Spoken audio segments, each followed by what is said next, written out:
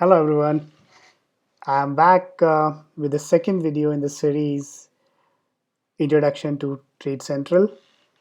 And in this video, we are going to explore portfolio functionality um, to show you how portfolios can be extremely useful to group the trades and extract portfolio specific insights, right? So it's a simple functionality but quite effective, and portfolios can be accessed from this left menu. Click on all portfolios and there you can see all the portfolios available. In this demo account we have three portfolios: stocks intraday, forex positional, stock swing. So portfolios are quite flexible on how you use them. So there could be multiple use cases, right? So let's say you trade only in stocks, but you trade both intraday and positional, or even swing. So in that case, what you can do is you can either create a single stocks portfolio, which we will not recommend.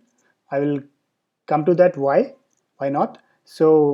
Um, so in such case, like for example, as I said, like you trade in stocks in different ways, right? Like intraday, positional, swing. So in that case, you should ideally create three different portfolios: one for stocks intraday, one for swing trades, and one for positionals, long-term trades, right? So that way you can see insights or reports specific to that particular category, right? The intraday insight could be very different from a swing trade or a positional one, right? So, as an example, targets of intradays are kind of pretty small compared to swing trade targets, right? Like, in swing, you may have a target of even, let's say, 8%, 10%, but intraday, you might be just targeting 1% or sometimes even half a percent, right? So when you will see the reports, mixing them all together may not make much sense.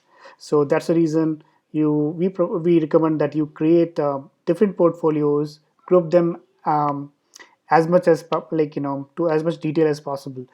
Similarly, let's say you also trade in forex, but in forex you only do intraday, or let's say positional. So you can create just one for forex positional. If you do for intraday as well, you can do forex intraday.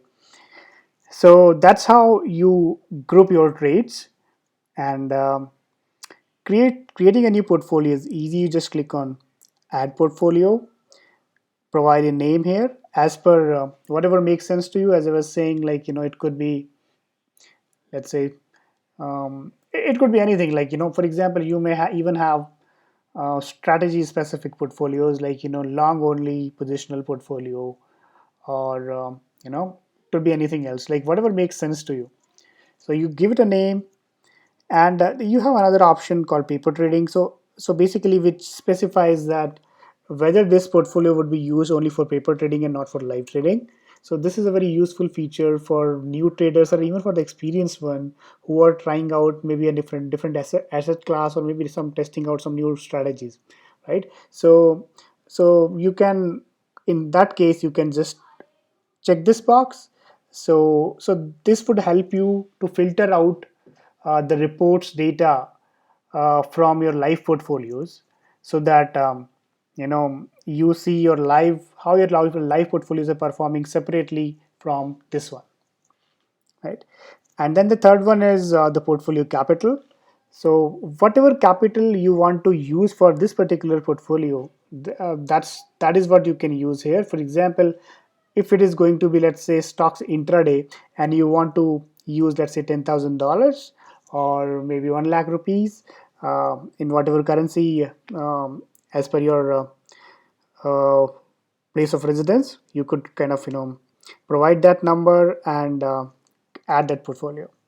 So once you have all these groupings done, it would be very easy for you to record your trades and put them in the right places to get the right kind of insights. It's very important that you group your portfolios correctly. I mean, you could even have a single portfolio and do everything there, right? But if you do different kind of trades, right, like intraday, positional, swing, and different kind of asset classes, then I think it definitely makes sense to kind of keep it all separate in separate portfolios.